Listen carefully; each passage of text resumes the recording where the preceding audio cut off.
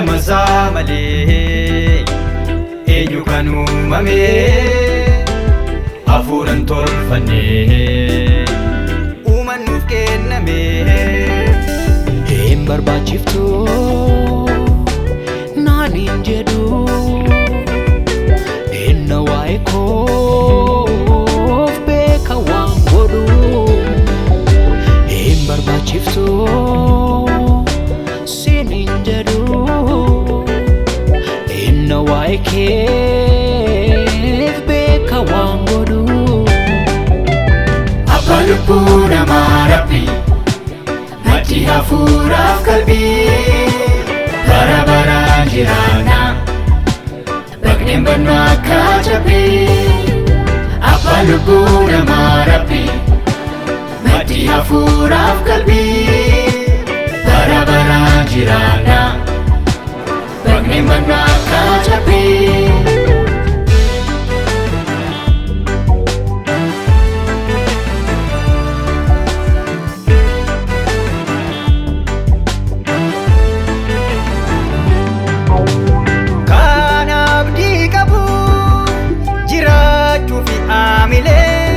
Uumamni Waaqayyo jaalate eenyu nama malee.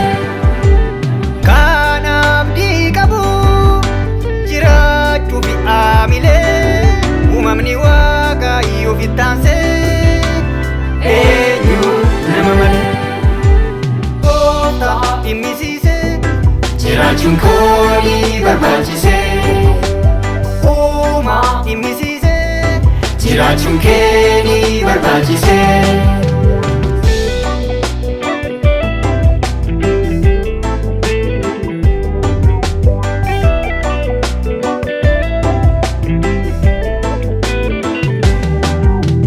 Dursee isaan nu filate nu miti isat nu jaalate uumamuuf dhiibbaan goone hunduu fedha isaa jiraate. Dursee isaan nu filate nu miti isat nu jaalate uumamuuf dhiibbaan goone hunduu fedha isaa jiraate.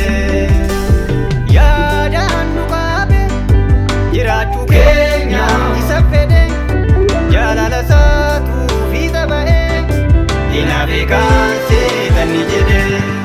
Badii Addaam raawwate dura haqi Yesuus taasise raara nu hadheessuu hin danda'u diinni dhiigee nu qulleesseera dhiigni. Badii Addaam raawwate dura haqi Yesuus taasise raara nu hadheessuu hin danda'u diinni dhiigee nu qulleesse dhiigni. Badii Addaam raawwate dura haqi Yesuus taasise raara nu hadheessuu hin danda'u diinni dhiigee nu qulleesseera dhiigni. Hin barbaachiftu naan hin jedhu inna waa'ee koof beeka waan godhu. Hin barbaachiftu sin hin jedhu inna waa'ee keef beeka waan godhu. Abbaa lubbuu namaa Rabbi maddii hafuuraaf qalbii bara baraan jiraanna baqneen bannu akka cabbii. Abbaa lubbuu namaa Rabbi maddii hafuuraaf qalbii bara baraan jiraanna baqneen bannu akka cabbii.